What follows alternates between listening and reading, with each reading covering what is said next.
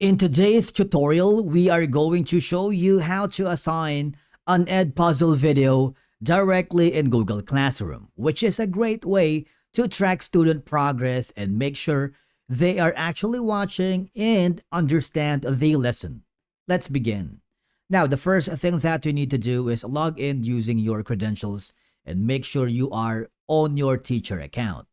Now, hover to the left side area of the dashboard and click the My Content because this is where all your videos and content live. Now, choose the video that you wanted to share to Google Classroom.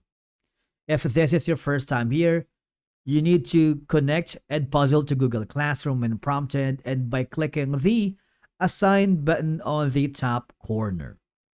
Okay?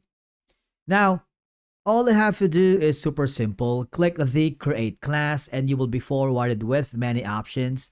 And connecting your LMS class, one of the options here is Google Classroom. Click on it. Remember, I said earlier, make sure you are logged into your Google account. Okay? If this is your first time, connect Edpuzzle to Google Classroom when prompted. So I'm going to do that right now. You just have to select the classes you want to import. And of course, I have my Google Classroom ready. So you can choose the grade level. Is it going to be like higher education, pre-kindergarten, kindergarten, and a lot more. Now for subject, it's up to you. For example, general education, art, economics, computer science, language arts. So for now, we're going to choose other. Okay. And click the grade level. That's going to be like higher education, and click the import classes. It's super simple. All right. Once you've done that, basically that's how you assign Edpuzzle in Google Classroom. Okay.